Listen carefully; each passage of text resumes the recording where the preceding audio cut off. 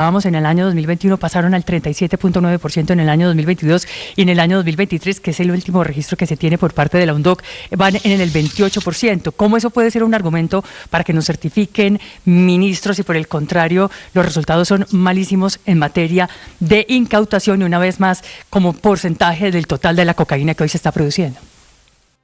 Si lo miran en ese porcentaje, podría simplemente dedicarse en esa incautación, pero es que la destrucción de la producción va también en los laboratorios. Un laboratorio cada 40 minutos estamos neutralizando este año. Eso es un casi 30% más que el año anterior. También la pasta de base de coca, la hoja de coca. Entonces, si solamente se remiten a eso, pues uno diría que sí, pero no es así. Y en términos, digamos, de potenciales de producción, creemos que el potencial de producción se ha afectado a raíz de la afectación también a toda la cadena productiva criminal que hay en el interior. Ministro, paradójicamente usted está a punto de tomar un vuelo hacia el departamento del Cauca, en donde hubo una andanada terrorista este fin de semana de disidentes de las FARC. ¿Eso no demuestra el drama permanente en el que nos movemos los colombianos, intentando decirle a Estados Unidos, por favor certifíquenos, pero por el otro lado, navegando todos los días en un mar de cocaína inmenso que controlan estos grupos ilegales que están dedicados al terrorismo como los disidentes de las FARC?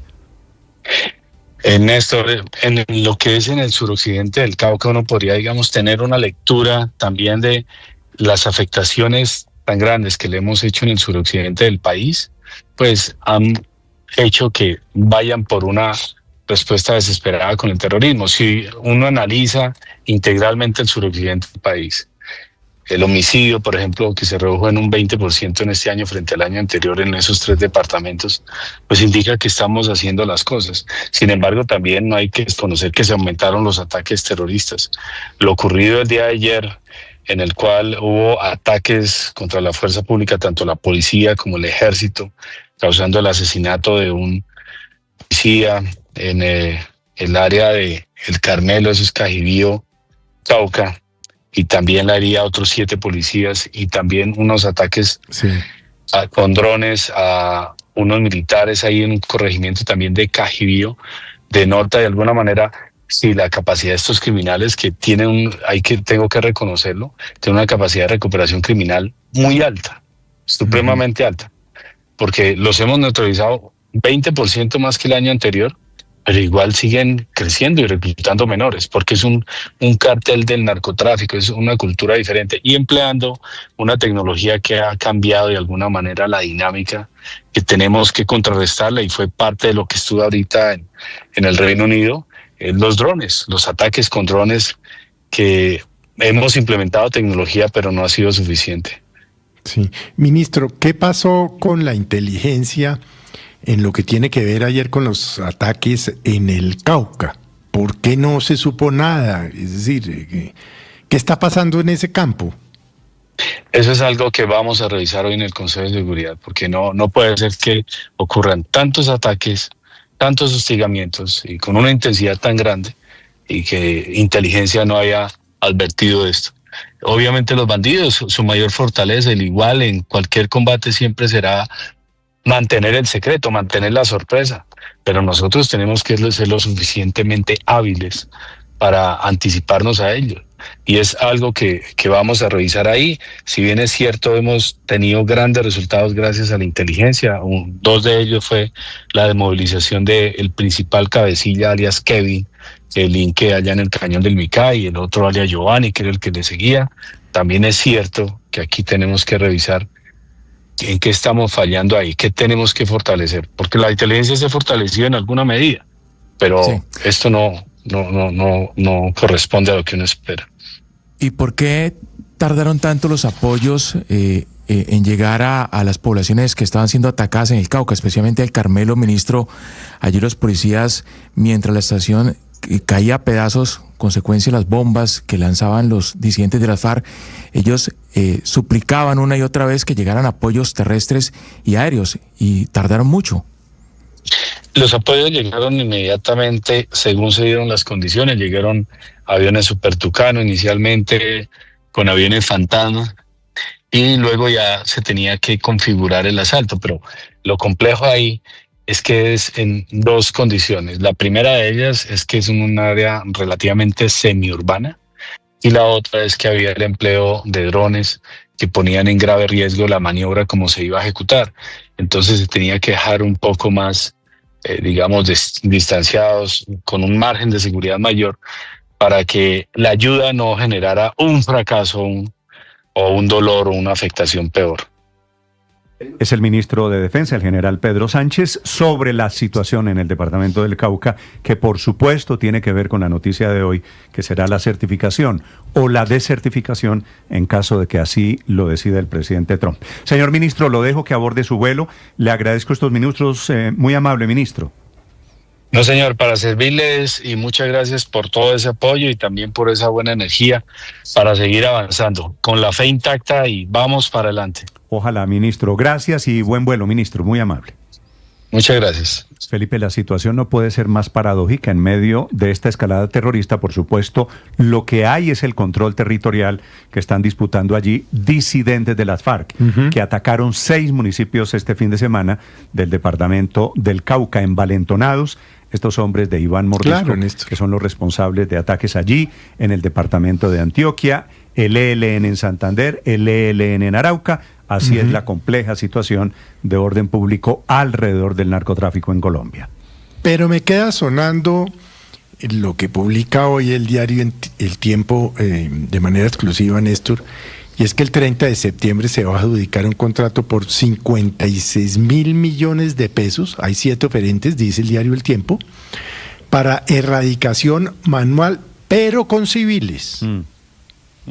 Sí, eso quiere decir, Felipe, los que van a encargarse de la erradicación son los mismos campesinos que hoy están dedicados al cultivo de hoja de coca. Sí. Entonces van ¿Quién a intentar... los protege? Es decir, el riesgo pasa de ser para los policías a los civiles. El riesgo porque se enfrentan a campos minados, como por ejemplo en el municipio de Valdivia, en Antioquia, que los policías que fueron asesinados cayeron en un campo minado, como suele resultar para la disidencia, para los grupos ilegales, para proteger los cultivos ilícitos. Intentando alguna fórmula creativa, porque en este momento obviamente hay que mostrar buscando resultados. Que seguramente la comunidad participe en el proceso de erradicación. Es más un intento seguramente de acelerar procesos de erradicación voluntaria que de erradicación forzosa. No dice eso el diario El Tiempo. Erradicación forzosa, pues con civiles es prácticamente imposible por las razones que ustedes estaban señalando, por el riesgo de las personas que lo hacen, pero adicionalmente pues porque si es forzosa se necesita la fuerza, y la fuerza legítima del Estado se expresa a través de la Fuerza Armada. Pero bueno, yo creo que las explicaciones del ministro Néstor pues no van a ser suficientes para que el gobierno de los Estados Unidos no nos desertifique. Yo creo que esa desertificación está redactada hace rato, el señor Marco Rubio la ha redactado con mucho gusto además, y seguramente la anunciará con entusiasmo, a pesar de lo cual creo que va a ser una cosa más bien amenazante.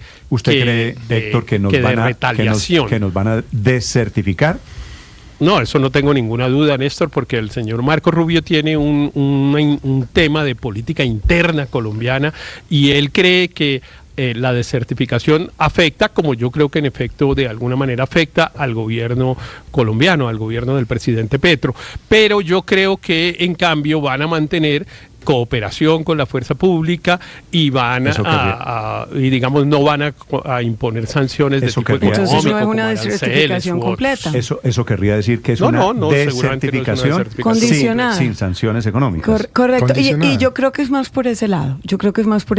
Y entiendo que sí hay, por supuesto, un interés de Marco Rubio de mandar una señal a la política interna, pero contrario a lo que plantea Héctor, yo creo que los congresistas que estuvieron aquí, que tienen orígenes colombianos, que son Gallego y Bernie Moreno, precisamente han logrado comunicar al interior de la Secretaría de Estado que sería más conveniente para el gobierno una desertificación total porque le da la oportunidad al presidente Petro de victimizarse y de generar un sentimiento nacionalista en contra de la desertificación, y por lo tanto vamos a entrar en algo que en el colegio se llamaba matrícula condicional. Okay.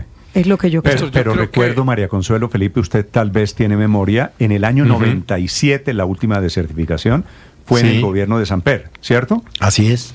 Y fue plena. Esa desertificación de Estados Unidos en ese momento no despertó ninguna solidaridad, ni despertó ningún patrioterismo alrededor de Estados Unidos, ni nada de eso. Gustavo Petro es más hábil para capitalizar esas cosas, en eso sí no hay duda. Y yo sí creo que sería inconveniente una desertificación total, porque nos deja en manos de esa victimización. De la utilización política del lo grave de una desertificación plena es que afecta anoche lo decía el exministro, el excanciller Camilo Reyes en Noticias de Caracol. Caracol Noticias decía, es que lo grave de una desertificación es que afecta la parte sana de la economía. Claro, a las empresas, a los floricultores, a los exportadores. Eso sería lo grave. No hay ninguna duda, Felipe, de los efectos que vengan si hay sanciones económicas con esa eventual desertificación. Señor Álvaro. Aunque una desertificación pues es una bellaquería con un país que ha hecho tantos esfuerzos, ha obedecido tanto una política impuesta por los Estados Unidos y ha pagado un precio tan alto, pues es posible porque el gobierno estadounidense en este momento no tiene políticas sutiles, entiende el mundo en términos de arrodillar sobre todo a países amigos, más que a los enemigos, y sobre todo el presidente Trump gobierna con la premisa de generar shows de fuerza. Y pues esto muestra el garrote que es fuerza, pero sobre todo porque está creando una nueva teoría internacional de unir narcotráfico y gobiernos para justificar medidas intervencionistas. El presidente Trump dice que México está gobernado por carteles. Repito, México está gobernado por carteles, su país vecino, tan tranquilo. Lo de Venezuela lo sabemos, y me imagino que Colombia va a caer dentro de esa línea que es mitad hipócrita y mitad irreal, pero pues le conviene a Estados Unidos. O sea, ¿qué desertificación vendrá? Si la hace con grandes castigos, pues termina beneficiando a Petro, como hizo con Lula. Entonces esperemos que haya aprendido la lección de que golpear con medidas económicas a los ciudadanos es una bellaquería. Pero vamos a ver.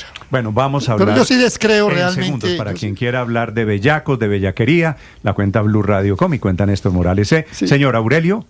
Sí, yo sí descreo y estoy en desacuerdo con los compañeros de panel de que van a ser, digamos, motivaciones bellacas las que van a producir la decisión. Yo soy tal vez de la opinión de que a Colombia la van a certificar, porque Néstor, yo no veo razón por qué desertificarla. Colombia ha extraditado casi 200 personas en solo este año. Están haciendo un esfuerzo, compraron glifosato, hablan de dispersión aérea, de contratos para erradicar. Es decir, ahora, a no ser que haya un cambio en la política norteamericana, porque usted se acuerda aquí, Néstor, muy brevemente, se acuerda que Néstor Osuna, cuando era ministro de Justicia, dijo, no, la política antidrogas está convenida con Estados Unidos, la llamó una política holística. Bueno, cambió el concepto de política holística ahora. Acuérdese que el gobierno de Estados Unidos cambió, ¿no? El gobierno inicial era Joe Biden. Para allá voy, y ahora Ricardo. es Donald Trump. Para allá voy, Ricardo, si me permite terminar. Entonces ahora hubo un cambio, ya lo que importa. Biden, ¿no? Sí, por eso. Claro. Entonces, hubo un cambio en la política antidrogas, porque esa sí sería realmente la razón. Que hubo un cambio en la política, ya en la incautación, la interceptación, sino que ahora es otra vez volvemos a la erradicación de las hectáreas. Bueno, no sé si tengamos la vocería aquí de la política norteamericana, pero Estados la verdad Unidos, es que yo creo que razones razones bellacas, Aurelio, no hay razones bellacas. No hay yo que creo tener eso. la vocería de la política norteamericana.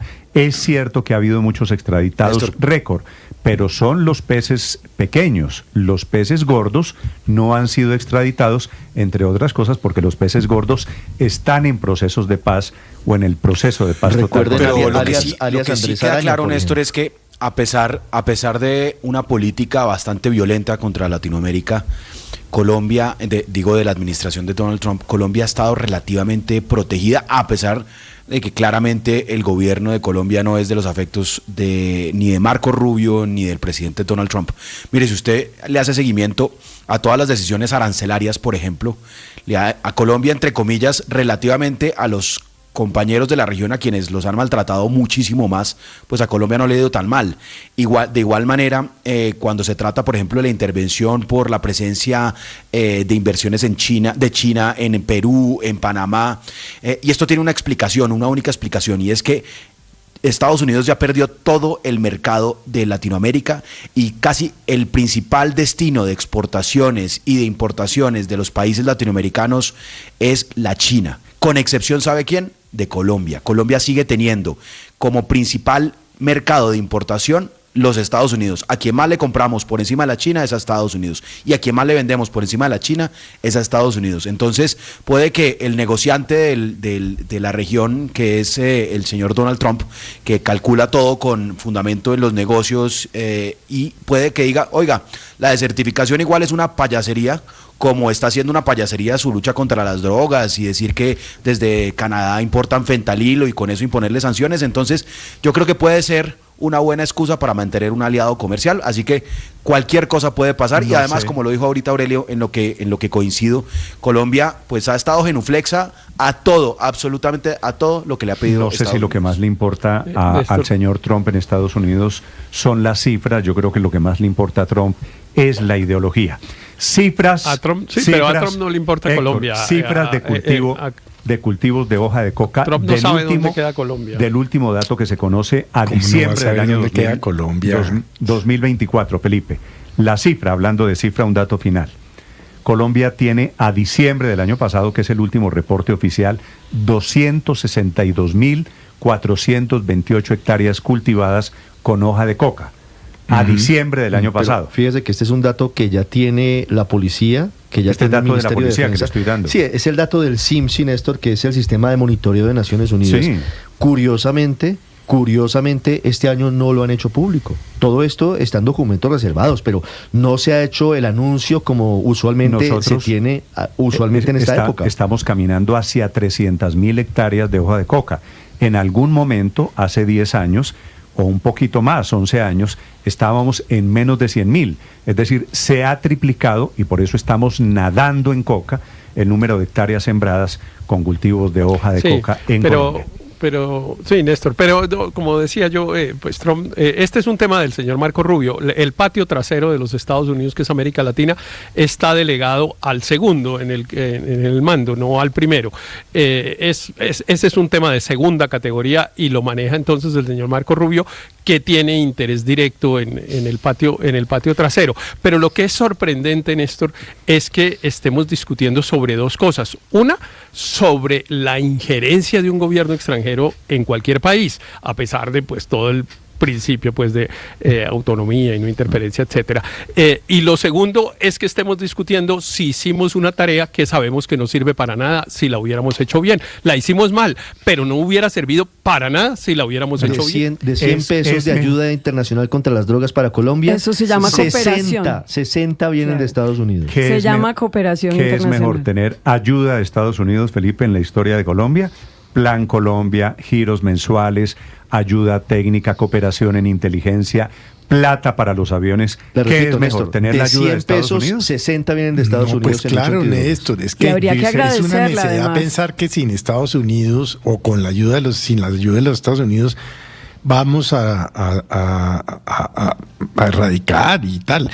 Pero además es que, ¿por qué no nos remontamos un poquito a la historia? Acuérdese usted cómo encontró Álvaro Uribe el país en el 2002 y cómo estaban en ese momento las fuerzas militares, etcétera, y gracias al Plan Colombia pues se logró combatir muy bien en ese momento el narcotráfico y ya la guerrilla, porque era la narcoguerrilla. Felipe, entonces pensar que la ayuda de los Estados Unidos no es necesaria es una... Hay un dicho viejo, es una necedad, medio vulgar en Colombia, que tal vez viene al caso en el caso de Estados Unidos.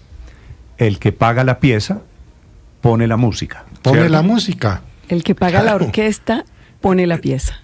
El que paga la pieza elige la canción. Elige la pieza musical. El que pone uno, pone el otro, pues, Felipe. Y aquí la música la pone Estados Unidos porque está pagando la pieza. Está pagando. Son solamente un elemento adicional, Néstor, y es que yo no creo que Marco Rubio sea un segundón en el gobierno de Donald Trump.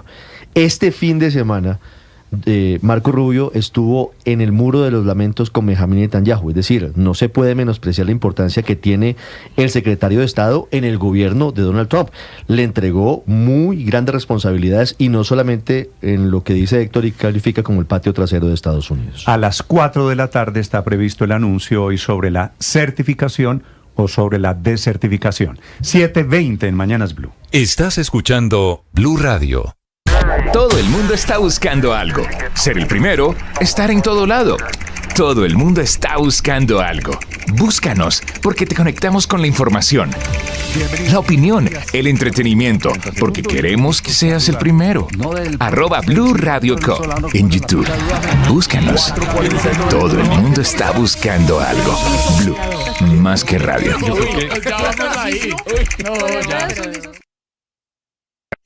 Escanea este código y suscríbete a nuestro canal de YouTube, @Blue Radio Co.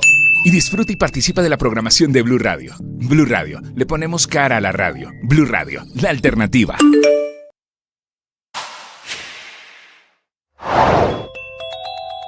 Hoy es el lunes de la desertificación o de la certificación de Colombia en la lucha antidrogas, tema que no ocurre desde 1997 en el gobierno de Samper. Esta mañana se le vence el plazo al presidente Trump en Estados Unidos para entregarle al Congreso el memorando que incluye la lista de 22 países, entre los cuales está Colombia, diciendo cuál pasa el examen y cuál no. Define qué países con aliados de Estados Unidos en la lucha contra las drogas y cuáles no merecen la cooperación de Estados Unidos por ser países productores de droga que permiten el tráfico de cocaína hacia Estados Unidos. Y hay 3 caminos esta mañana que son el más probable, la desertificación total, que sería el escenario más grave para Colombia, porque vendría con bloqueo de todos los recursos de cooperación binacional. Después, una certificación plena, que parece la verdad improbable. Y tercero, una certificación por interés nacional, es decir, certificado solamente por interés, sin sanciones económicas, tal vez el que más le interesa al gobierno del presidente Petro. En Blue siempre estamos atentos a ustedes. Disfrutamos su presencia con nosotros, sus preguntas, sus comentarios, sus sugerencias. Siempre estamos aquí atentos a lo que ustedes dicen, atentos a lo que ustedes comparten. Porque aquí tenemos la mejor información y la opinión más argumentada y desde distintas perspectivas. Oye, gracias por ser un buen ser humano.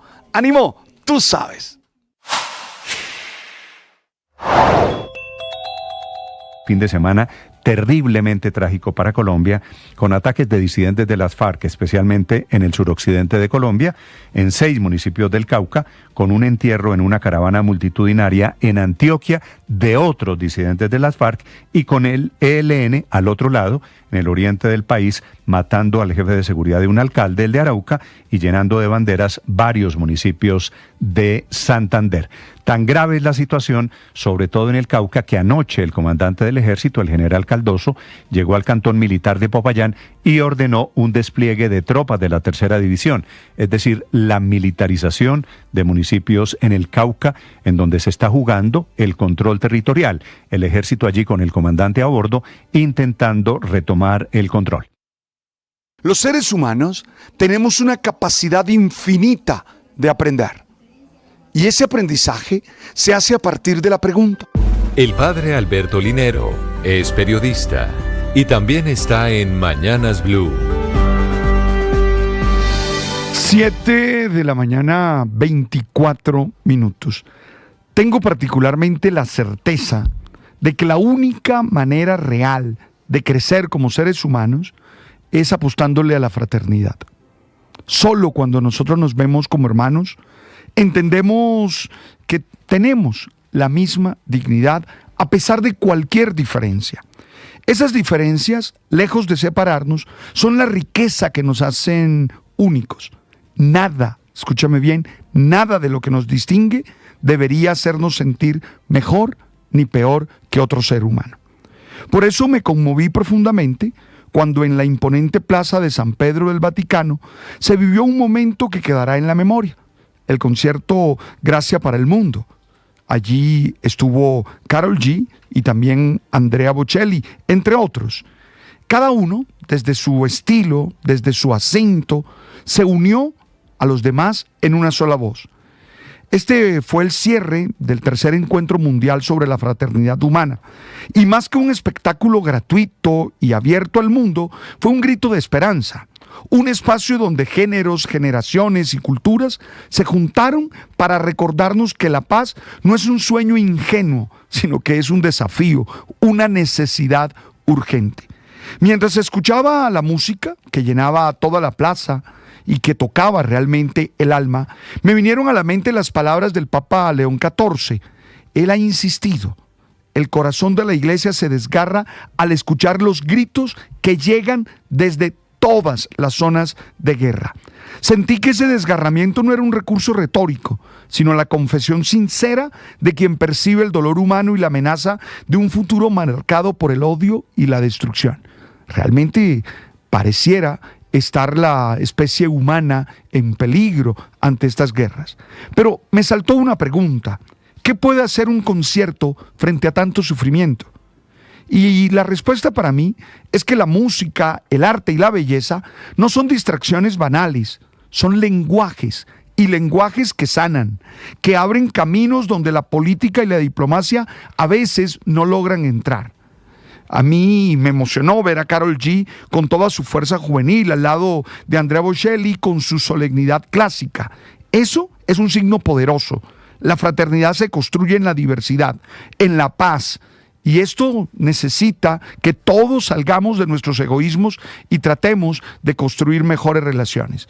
La verdad, para mí fue un concierto profético, sí, un acto profético, una manera de responder al estruendo de las armas con melodías que proclaman la posibilidad de un mundo distinto. Y desde la fe, yo soy un tipo de fe, lo entiendo como un acto de confianza en que el bien común puede vencer el mal. Estás escuchando Blue Radio.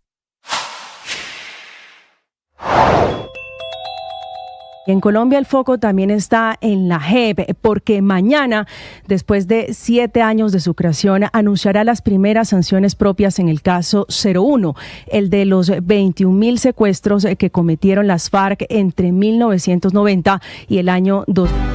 ¿Por qué le dieron tan duro, padre, a Karol G del concierto del Vaticano del sábado? Porque yo imagino que la gente no está contenta nunca y porque las personas no saben apreciar la diversidad. Yo creo que realmente se trata de eso. A mí particularmente me gustó cómo estaba vestida, me gustó la manera como interpretó. Es decir, a mí me parece bueno, es que es una voz distinta. Es una voz distinta. No entiendo cuál es la crítica. Una teoría diferente. Yo tampoco. Tengo una teoría diferente. Dígame, ¿cuál tiene? Que nosotros aquí somos caníbales.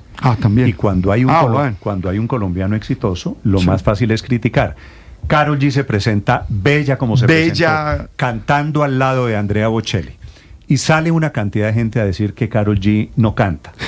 Que se desafinó, fue lo que dijeron. No, y entonces pero yo creo que eso tiene que ver. Todos son expertos, María Consuelo, en leer el pentagrama. No, pero sí se desafinó un poquito. Sí, claro que se desafinó. Y yo creo que eso tiene que ver con su falta de formación lírica. Ella no tiene formación lírica, eso es una realidad. Usted es otra de las críticas de Karol G. No, yo lo que creo es que el espectáculo estaba diseñado para que no fuera una cantante lírica la que contrastara con Bocelli, sino una cantante de pop. Pero no se desafinó con Bocelli. Esa canción la cantaron, ya hay un disco de ellos dos cantando. Haciendo eso, claro. La cantaron. No se desafinó con Bocelli, se desafinó Felipe, en otra canción. A ver, Felipe, ¿será que Bocelli tiene mal oído y escogió mal a una cantante y escogió a una cantante mala? Y además para que interpretara dos veces. Realmente tantos críticos ahora de Karol G. No, el formato es ese, era combinar una formación lírica con una cantante de pop.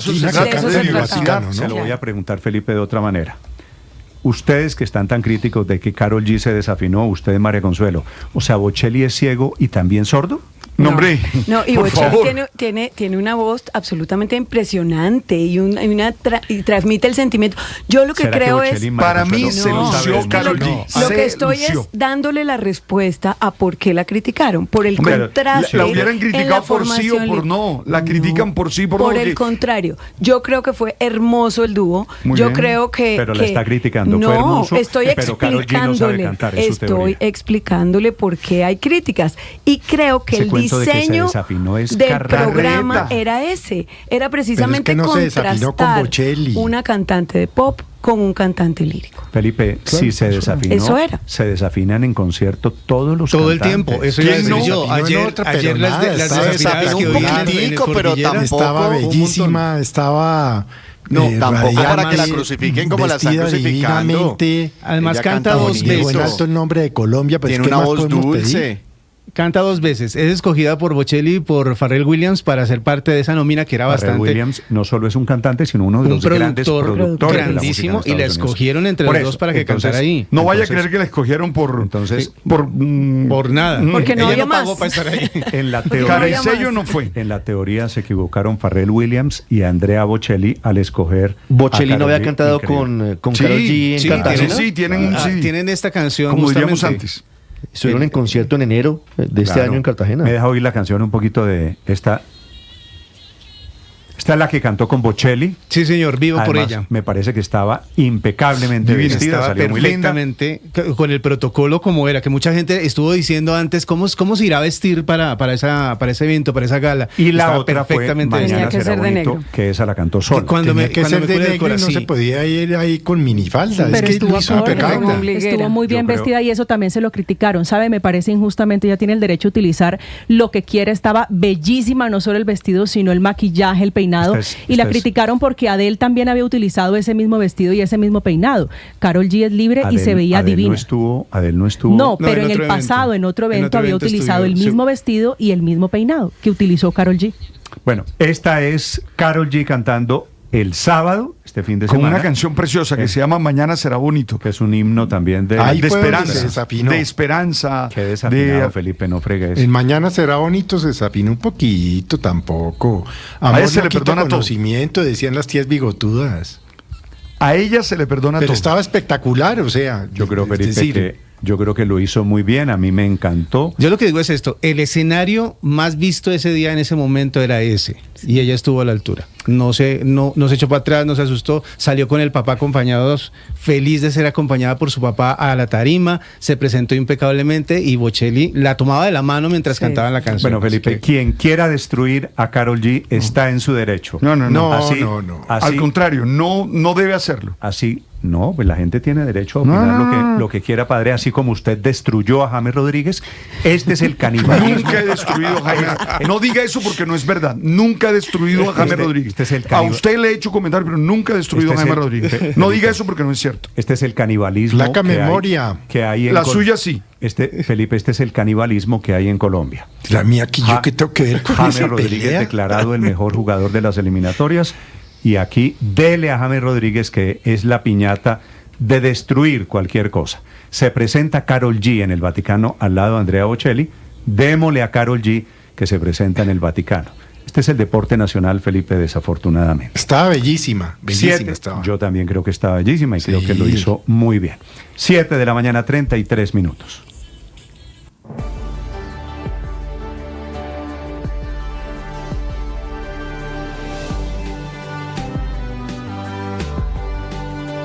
Estás escuchando Blue Radio.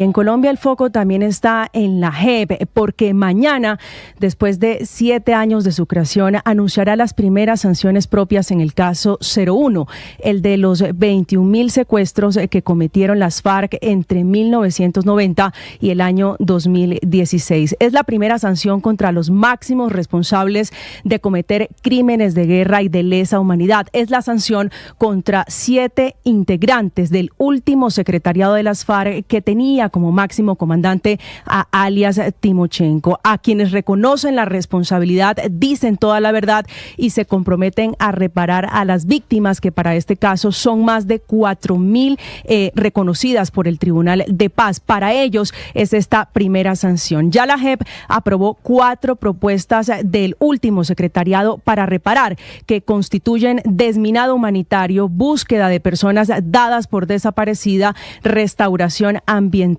y dignificación de la memoria de las víctimas. No aparece en ningún lado la oferta de la reparación, aunque sí está el fantasma por la denuncia de ocultamiento de por lo menos 180.000 millones de pesos en bienes que habrían hecho los desmovilizados.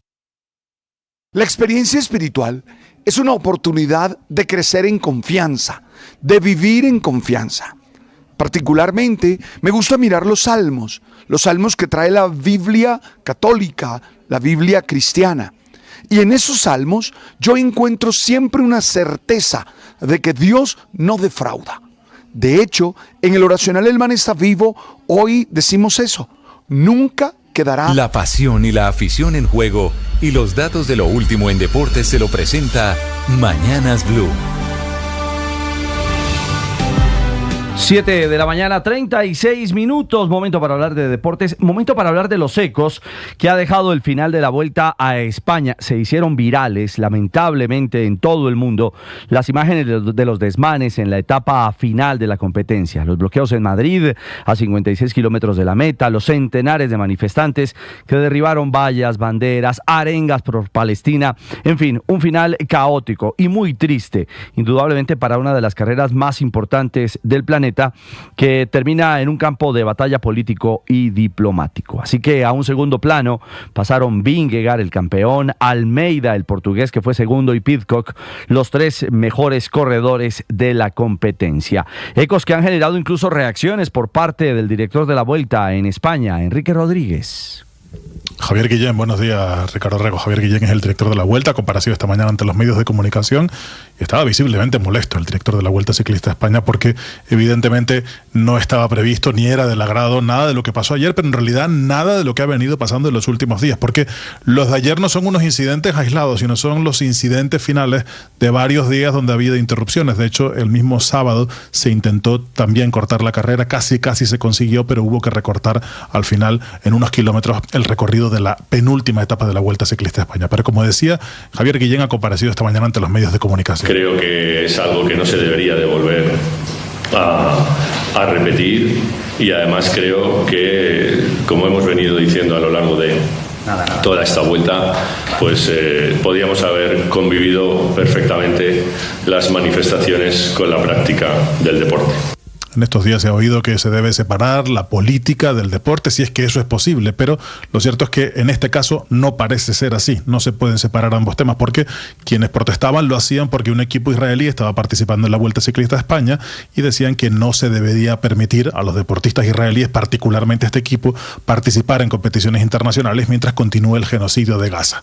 Y esto es político, como digo, porque esta mañana, hace unos minutos, el presidente español, que ayer alentó esas protestas, ha ido un paso más allá. En la sede del Congreso de los Diputados ha pedido que haya un boicot más intenso y que las competiciones expulsen definitivamente a los atletas israelíes de todo tipo. Y creo que el debate que se ha abierto aquí a propósito de lo sucedido ayer en Madrid, en España, debería crecer y llegar a todos los rincones del mundo. Ya está, de hecho, sucediendo en algunas otras partes del mundo. Y creo que las organizaciones deportivas deben plantearse si es ético que Israel siga participando en competiciones internacionales. Y a renglón seguido comparaba a Israel con Rusia. Recordemos que Rusia está expulsada de todas las competiciones internacionales desde apenas un poco de tiempo después de que se produjese la invasión de Ucrania, y los atletas que participan, por ejemplo, en Juegos Olímpicos, tienen que hacerlo bajo la bandera olímpica y no bajo la bandera de Rusia. En todo caso, este asunto tiene unas connotaciones deportivas, pero sobre todo políticas, o de lo que más se habla aquí hoy en España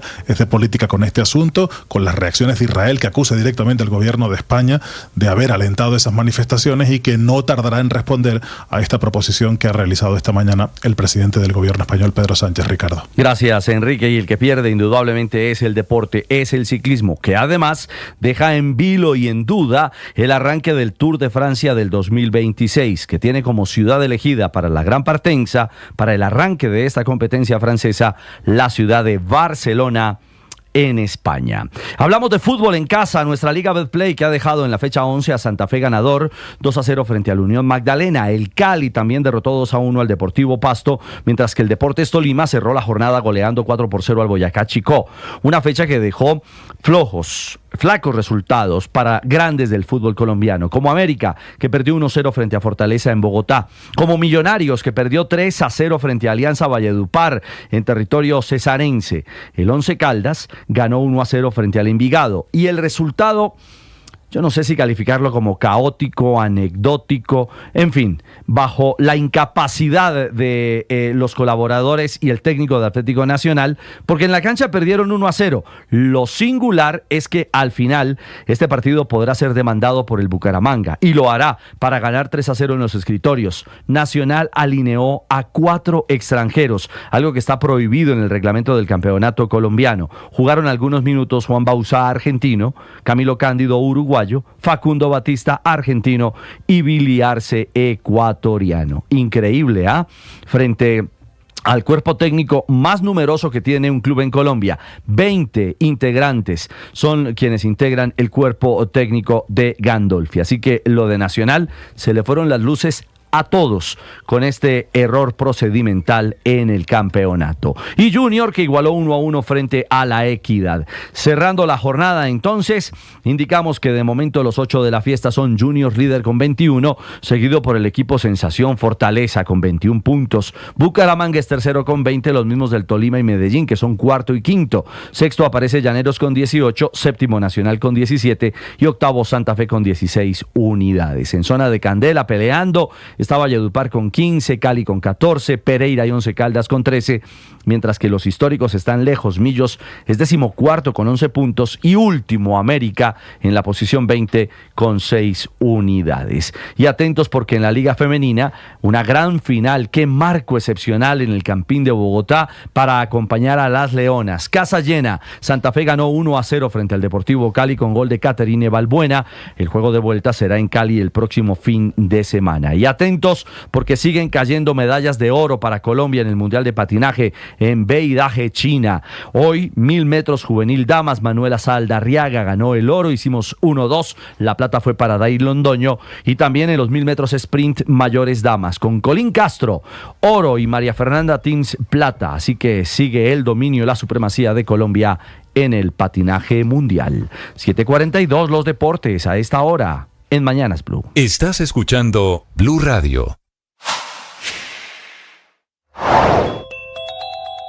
Malos augurios para el presupuesto general de la Nación, naufragando en el Congreso, a la deriva ante la falta de debate y a punto de sumergirse hoy, si no se aprueba el monto, en las 4 comisiones económicas, como lo manda la Ley Quinta, que actúa como reglamento del Congreso y que estipula que si alguna de esas 4 comisiones niega el monto, entonces ese se entiende como rechazado, como también se entiende como rechazado si ni siquiera se vota cuando vence el plazo. Plazo que de hecho se vence el día de hoy, lunes 15 de septiembre, poniendo nuevamente los reflectores en las comisiones terceras y cuartas de Senado y de Cámara, que por razones muchísimo más políticas que económicas tienen condenado al presupuesto a naufragar en el Congreso, tomándolo como rehén en particular en las comisiones de la Cámara, donde los aliados del gobierno vienen haciendo todo tipo de maromas para impedir que se vote y que llegue a buen puerto, con los miembros del Pacto Histórico haciendo imposible el quórum en la Comisión Tercera de la Cámara y con la mesa directiva de la Comisión Cuarta de la Cámara también no convocando a sesiones ayer y durante el fin de semana. Oposición y enredos que tienen condenado al presupuesto a naufragar efectivamente en el Congreso y a que salga nuevamente por decreto del presidente Gustavo Petro.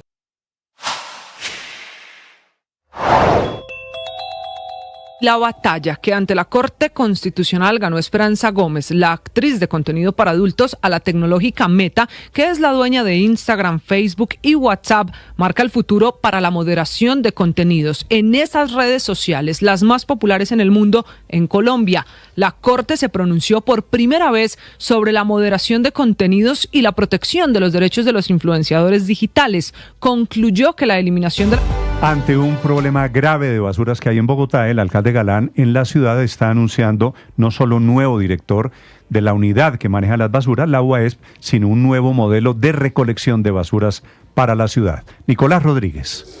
Néstor, buenos días. Sí, señor, el alcalde de Bogotá acaba de confirmar que será Armando Ojeda, el nuevo director de la UAES, de la Unidad Administrativa de Servicios Públicos, tras la salida hace un par de semanas de Consuelo Ordóñez. Salida que, recordemos, además, como usted lo mencionaba, se produjo por la negativa que tuvo la Comisión de Regulación de Agua Potable y Saneamiento ante ese modelo de basuras que se presentó en ese momento en la ciudad.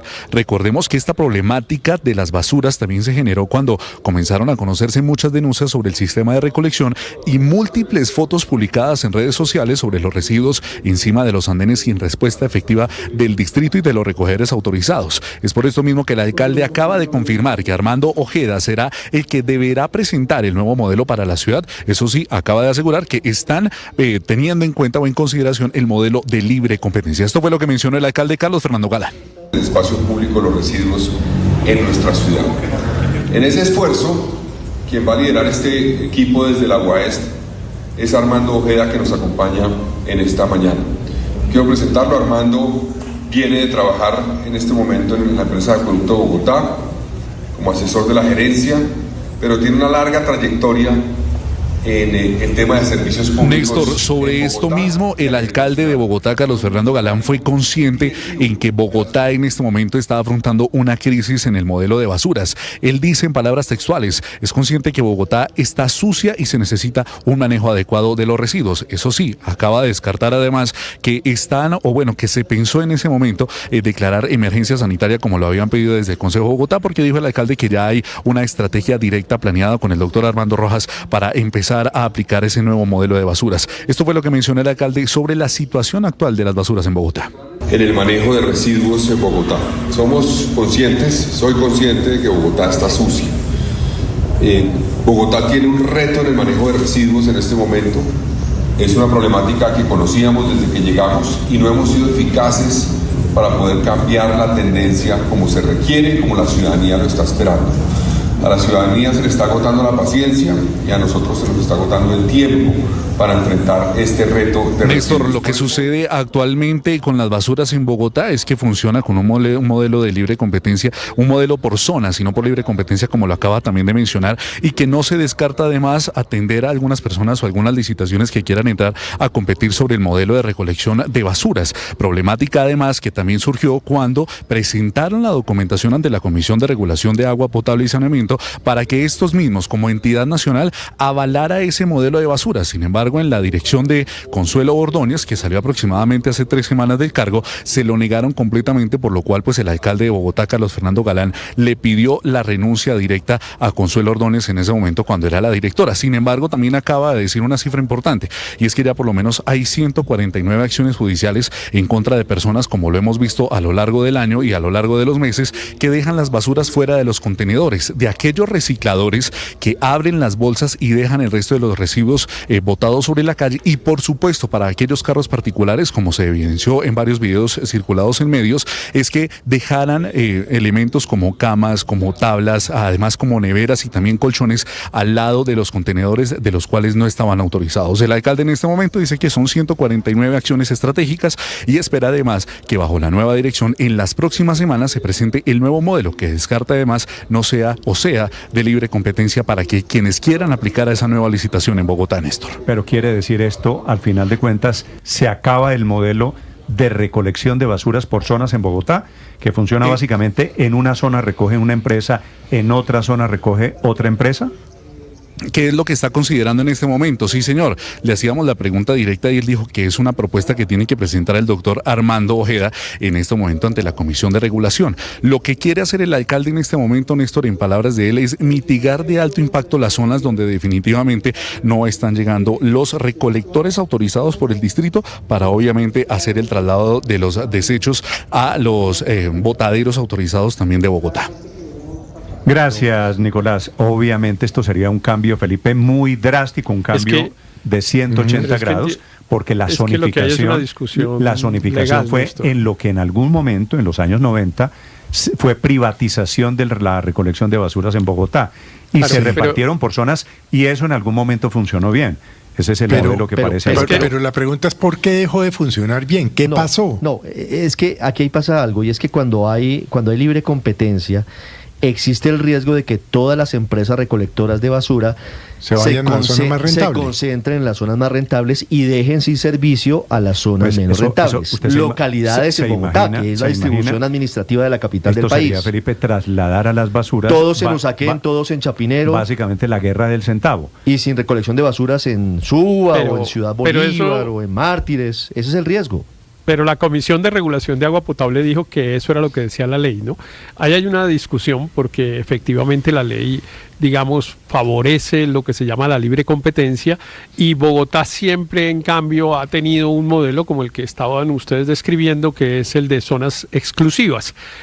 Pero la verdad es que la ley pues tiene el tema de la libre competencia. Le preguntaron a la CRA qué es la que tiene que aprobar el modelo, y la CRA dijo no, es libre competencia. Yo no sé bien cómo va a ser la alcaldía y el doctor Ojeda para presentar un modelo aparentemente con zonas exclusivas, porque me parece que el alcalde, con razón yo creo, porque yo estoy de acuerdo con ustedes que el tema de la libre competencia puede ser perjudicial en Bogotá, y en cambio las zonas exclusivas pues permiten, digamos, una mayor eficiencia, entre otras cosas, porque Bogotá tiene un tema particular que es muy importante, Felipe, que es que la basura hay que llevarla muy lejos. Imagínense usted que hay que recogerla en la calle 170 con séptima, por ejemplo, y hay que llevarla hasta el relleno de Doña Juana, es decir, que hay que recorrer 25 kilómetros con un carro lleno de basura. Por eso la distribución, Héctor, como siempre, Felipe, en esas licitaciones es un poquito de carne de zona muy rentable. Eso le iba a decir, en algún momento no fue un poquito de carne y un poquito de hueso.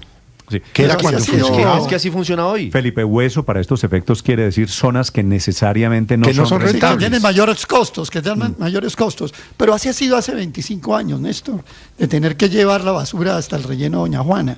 Promoambiental, Ciudad Limpia, Lime, siguen siendo prácticamente los mismos que durante décadas han hecho esto, pero yo estuve en estos días, Néstor, revisando sobre este tema y encontré un video del candidato Galán en campaña sobre las basuras, y decía, aquí lo que hay que hacer es apretar a los operadores para que cumplan. Bueno, ya van 2 años y no, ni apretón ni recolección. Mire, hace 6 meses el concejal Leandro Castellanos dijo que había 606 puntos críticos en la ciudad. En un debate la semana pasada, otro concejal dijo 750 puntos críticos, y creciendo. Problema que el alcalde Galán acaba de reconocer. Pero ¿sabe cuál es el problema de fondo, que hay unos Néstor? puntos críticos en Bogotá otra vez con el tema de basuras. Y lo que va a pasar es que van a cambiar el modelo. Felipe, yo también me pregunto por qué funcionó antes y por qué no está funcionando ahora. Pero eso es lo que han evaluado, y está decidido que lo quieren cambiar y quieren girar hacia un modelo de libre competencia. Yo le digo por qué no funciona, porque el alcalde, que claro que quiere que recojan las basuras, el director o directora o el que esté a cargo de la UAS también quiere que recojan las basuras, le exige al contratista privado, y el contratista privado ¿sabe qué hace? Mira para el otro lado. ¿Sabe por qué? Porque lamentablemente, tanto en el tema de las basuras como en el tema del SITP, de los operadores de Transmilenio y de transporte del SITP, como solo hay operadores privados, hasta que se creó la rolita en el caso de Bogotá y transporte público, pues entonces el distrito tiene muy poco margen de negociación para tarifas, y los privados realmente hacen lo que quieren.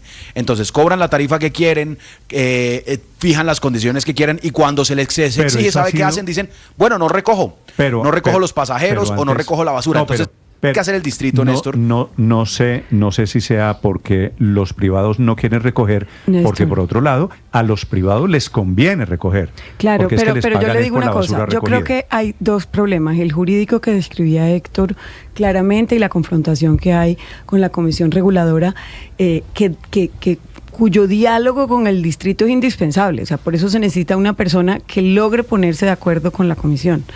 Pero adicionalmente yo creo que, y el alcalde reconoce también en esa rueda de prensa, la falta de liderazgo que tenía la directora de la UASP, porque sí es necesario que haya un control permanente y una interventoría permanente por parte de la unidad que es la competente, que es la UASP, con los operadores privados. Si uno no está encima, no hay ningún tipo de seguimiento, y por lo tanto se cae la calidad del servicio. Los contratos. Y por eso el cambio en el liderazgo ahí. Los contratos, Felipe, que puede ser la explicación, vencen el próximo mes de febrero. Es decir, estamos a menos de 6 meses de que se acaben los contratos tal y como están concebidos con los actuales operadores que recogen la basura en Bogotá. 8.000 toneladas diarias de residuos. Señor. El sistema es complejo, Néstor, pero digamos no es tan cierto que a ellos, a los operadores, les convenga recoger más basura, entre otras cosas porque es que hay una cosa que es el PEGIR, lo llaman, el Plan de Gestión de Residuos Sólidos o algo así se llama, que pone unos límites. Entonces, cuando usted completa el límite en la recolección de la basura, después no le pagan más, porque le dicen, mire, usted tiene, por ejemplo, que barrer la Plaza de Bolívar 3 o 4 veces al día. Y bueno, pues usted barre 3 o 4 veces al día, que es lo que le pagan. Si después de que barre 4 veces alguien va y ensucia la Plaza de Bolívar, pues así se queda hasta el día siguiente que usted vuelve y pasa y barre. Desafortunadamente eso funciona así y no con zonas limpias, que era como inicialmente hace una década se había tratado de concebir. Ahora le pagan pues por lo que usted hace, y si alguien después se ensucia, pues así se queda. Y la verdad es que en Bogotá falta mucho de cultura ciudadana, porque la verdad es que cada vez estamos ensuciando más y cada vez se recoge más basura para llevar a Doña Juana. El modelo de privatización de basura, Felipe, usted se acuerda quién se lo inventó, ¿no? No. Jaime Castro, siendo alcalde de Bogotá. Pues estamos hablando hace muchos años. Hace más de 30 años, y eso es lo que está a prueba en este momento. 7:55 minutos. Estás escuchando Blue Radio. Se vislumbran 3 caminos frente a lo que puede pasar el día de hoy, que es una absoluta lotería. El primero es una desertificación total de Estados Unidos a Colombia en lucha antidrogas, lo cual implicaría el bloqueo inmediato de todos los convenios y de toda la ayuda antinarcóticos. El segundo escenario, que pareciera el más posible, es una desertificación parcial, es decir, con un waiver, como se señala en Estados Unidos, con unas advertencias mediante las cuales, por motivos de interés nacional para los estadounidenses, no se haría un recorte drástico, al menos en materia de lucha antidrogas. Podría haber recortes en otros aspectos, incluso sanciones individuales o incluso restricción de visitas, pero no sería tan grave como una desertificación total. Y otro escenario sería el menos posible, pero también está dentro de la baraja en el Departamento de Estado, y es una certificación a Colombia por materia de interés, por motivos de interés, en los cuales Colombia, al ser uno de los principales productores de cocaína en el mundo, debe seguir acompañado por Estados Unidos, y por eso no implicaría sanciones. En la decisión de hoy del Departamento de Estado, evaluará a Estados Unidos, por ejemplo, la postura del presidente Gustavo Petro frente a Nicolás Maduro y su argumento según el cual el cartel de los soles no existe, a diferencia de lo que dice la justicia estadounidense.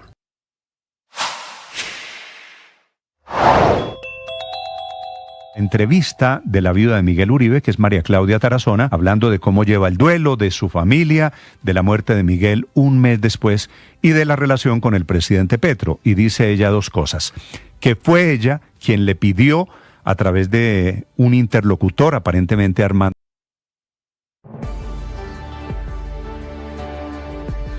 7:57 a.m, salió muy bien anoche, terminó esta madrugada, el Festival Cordillera. Cuando cantó que es Rubén Blades, que cantó inclusive a la voz, ¿no? Sí, exactamente. Él dijo, no voy a hablar mucho en este concierto porque el tiempo es muy limitado, todos le dijimos gracias. Él solamente dijo, voy a decir canción que voy a cantar y quién la compuso. Y él dice, esta se la compuse a Héctor Lavoe, el cantante. Cuando cantó esta canción no estaba lloviendo. No estaba lloviendo. No, de hecho el sábado no llovió. Comenzó a llover muy duro. El sábado no llovió. Llovió fue ayer, únicamente en el concierto de Fito Páez, después de Fito Páez. Lo de Rubén Blades, me dicen, fue la locura. La locura, fue espectacular. Además, porque el sonido de la orquesta de Roberto Delgado es espectacular. La manera en que tocan, la manera en que interpreta Rubén Blades, todavía a sus 77 años, la voz intacta. Se quejó del frío de Bogotá, dijo, esto está muy frío, dijo. Y se ponía una pañoleta en el cuello, que se le desanudó en algún punto. Pues claro que a los Caribe a usted también le da duro el por favor, frío, ¿no? pega muy duro, y muy un asistente estuvo bastante complicado tratando de anudarle otra vez la pañoleta en el cuello, porque cuando se le cayó la pañoleta, ahí sí empezó a desafinar. Blades muy bien. Sí, Blades muy Gypsy bien. Kings muy bien. Gypsy Kings en la tarde del sábado también, la voz de Andrés Reyes, que es la voz tradicional de los Gypsy Kings y el que ha seguido el legado de Gypsy Kings, pues obviamente intacto, y la gente pues feliz cantando y coreando todas las canciones que sabe de Gypsy Kings. Zoé, que es la banda mexicana, Zoé, muy bien. Estuvo ahí León Larregui, estuvo cantando. Claro que él estaba bastante raro en la interpretación. Las canciones obviamente todo el mundo se las coreaba, sobre todo Labios Rotos, pero él estaba como un poquito raro en la voz. La voz la tenía ¿Qué como quiere decir un complicada. poquito raro? Se desafinaba, estaba como medio perdido en algún punto. Se tocaban mucho los monitores. O sea, como que se tocaban mucho los monitores, como que no escuchaba bien y por eso no podía cantar bien al principio de su presentación, de su concierto. Los Auténticos Decadentes. Ese fue el cierre anoche, fueron los últimos, cuando ya todos estábamos mojados hasta las medias. Nos puso a saltar los Auténticos Decadentes. Usted estuvo hasta la 1:00 esta madrugada. Hasta la 1 de la mañana estuve allá. Pero el momento más importante de Cordillera, padre, anoche. Fito Páez. Imagino. Fito Páez. Imagino. Arrancó con esta, o sea, arrancó de una con la más grande. Pero Néstor, usted no lo vio el viernes. Yo lo vi el viernes, Felipe. Fue diferente porque solo piano, ¿no? Solo piano. Sí, el viernes lo vio usted, ¿no? El viernes fue en el Jorge Eliezer Gaitán y fue una cosa muy diferente porque cantó 3 canciones que él dijo no cantaba nunca y cantó una canción de Spinetta y cantó una canción de Charlie, muy diferente al concierto de anoche en Muy Cordillera, distinto. en donde cantó las que tocaba y como tocaba. 16 canciones, ninguna de las nuevas, Por de dicho, hecho, porque anunció concierto. lo del viernes fue muy emocionante, pero muy diferente a lo de ¿Chimborrio? anoche. Sí. No, diferente, Felipe. Uno lo tenía a 2 metros, porque el Jorge Eliezer Gaitán es un escenario diferente, mucho más íntimo. No, pues total. Pero solamente en piano debe ser una maravilla, ¿no? ¿El qué? En piano, Fito Páez, solo No, piano es muy virtuoso Fito tocando. ¿Y la voz cómo está? Porque es que ya tiene muchos años. Perfecto. Tiene 63 años. Tampoco tiene tantos. Tiene 64 años. 64. Pero tampoco son 62, es perdón, un bebé. 62, 64. El que tiene 34 es Carlos Vives. Sí, claro. Es que yo siempre tengo esos dos de referencia. Carlos 61 y el 64 y el niños. 62. Al final Un par de cuentas, niños, son unos bebés. Al final, Unos a propósito, se presenta anoche Serú Girán, que era la banda de Charly García de los años